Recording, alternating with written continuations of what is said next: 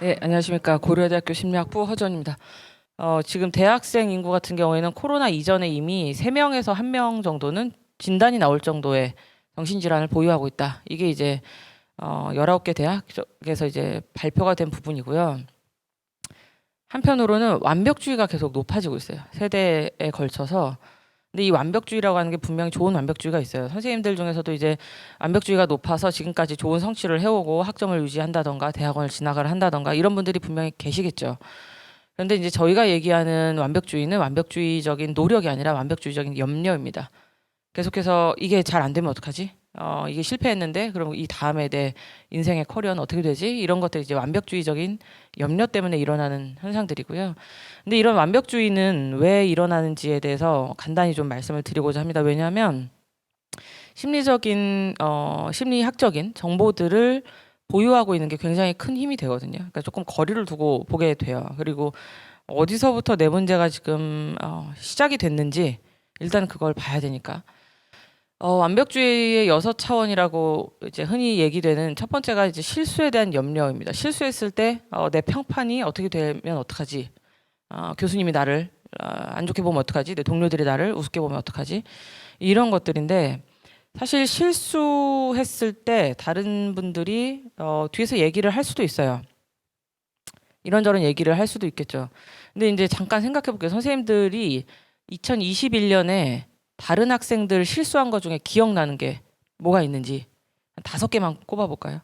다른 학생들, 그때 걔가 그 실수했지, 그 실수했지. 그러니까 이런 질문을 던져보면 별로 기억이 안 납니다. 무슨 소리냐면 다른 사람들은 나한테 관심이 없어요. 그런데 이제 본인이 이게 사실 그렇게 평판이 좋았다고 생각을 하면 안 되는데 일단은 자기 평판이 되게 좋다고 생각하거든요. 기본적으로. 이게 어떻게 무너질까 봐 생각하지만 그렇게까지 평판은 일단 없다. 나는 그런 평판이 있는 사람이 아니다. 일단. 근데 이제 본인은 염려가 되게 심하죠. 두 번째 요인은 개인적인 기준입니다. 역시 내가 설정해 놓은 기준이에요. 이건. 근데 역시 이것도 아무도 관심이 없어요. 세 번째로는 이제 부모의 기대죠.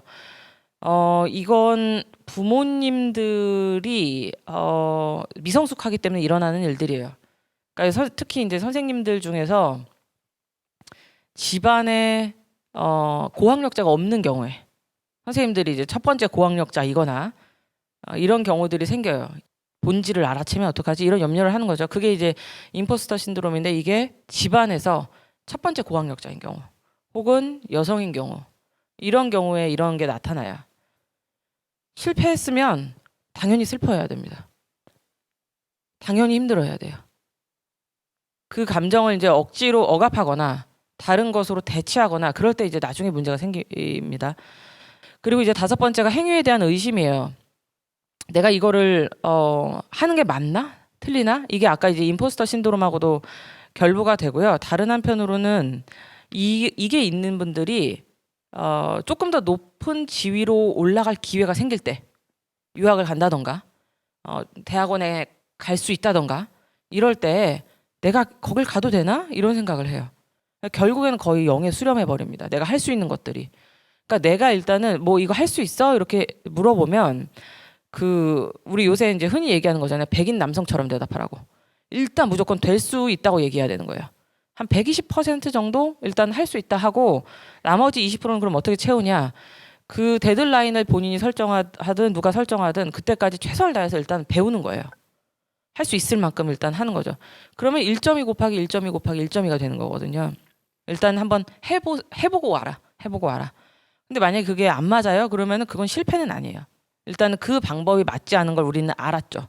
그래서 그 지식을 밟아서 이제 다음 단계로 넘어가면 되거든요.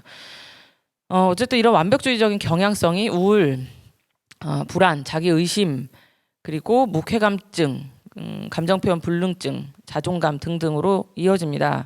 삶은 우리가 통제할 수 없는 변수들이 대부분이기 때문에 실제로 그러다가 계속 실패가 이어지면 이 아이디얼 셀프를 내가 감당을 못해요. 그때는 정해져 있는 결과가 있는 것처럼 보여요. 그게 자해자살이거든요. 그러니까 그런 통로를 자꾸 만들어 나가는 게 뭐냐면 성취에 대한 그런 판타지 이런 것들이에요. 그래서 그 시크릿이라고 하는 책 그게 사실은 그 책 이름을 얘기하다니 죄송합니다.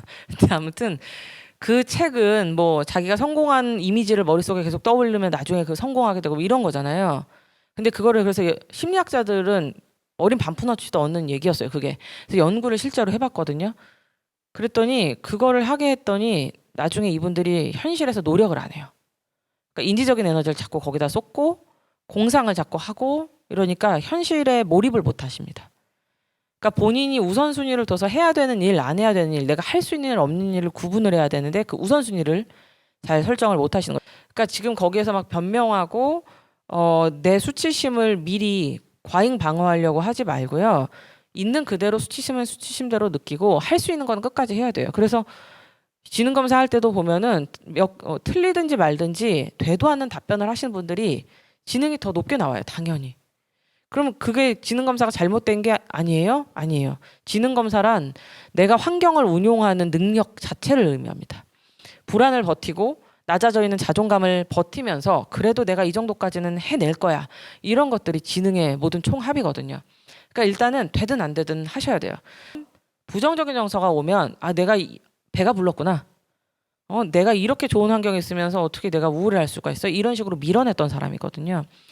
그런데 우울까지도 이제 내 삶이란 걸 알게 됐어요. 그러니까 이전에는 우울을 극복해야 돼. 뭐 우울을 완전히 극복하고 싶어요. 이렇게 내담자가 오면 같이 극복해 봅시다. 이런 식이었지만 요새는 그게 아니라 우울은 원래 극복이 안 되고 같이 가는 거. 그냥 평생 같이 가는 거거든요. 그러니까 선생님들이 우울이 오면은 또 왔어? 이렇게 하면 돼요.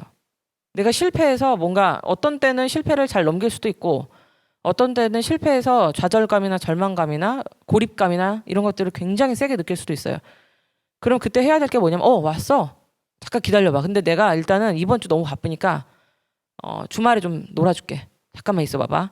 하면서 우울을 잘 다루는 방법을 갖고 가야 됩니다. 선생님들이 제일 요새는 많이 신경 쓴 건 역시 성취에 대한 부분일 거예요. 그렇지만 선생님들을 구성하는 이야기는 1000개가 더 넘습니다. 즉 나는 지금은 그 논문이 리젝된 사람이긴 하지만 다른 한편으로는 커피를 좋아하는 사람이고 혹은 뭐를 좋아하는 사람이고 어떤 친구를 갖고 있는 사람이고 원가족의 여러 가지 학대나 이런 거에서 생존에 남은 사람이고 이런 이야기들을 계속해서 수집해 나가야 돼요. 그 경우에 1000개의 이야기 중에 한두 가지가 무너져도 나머지 998개의 이야기들로 살아가거든요. 논문 뭐 리젝트 됐어요? 그러면은 한 일주일 머리 싸매고 울고 힘들어 하다가 나머지 998개의 이야기로 주의를 돌리세요. 선생님들은 그렇게 해도 돼요. 충분한 일단은 지능이 있고 제 얘기는 일단은 여기까지였습니다. 제 이야기가 잘 전달이 되었으면 좋겠고요. 추가 질문들이 몇 개 들어온 것이 있어서 그거 관련돼서 이야기를 좀 더 나누겠습니다. 감사합니다.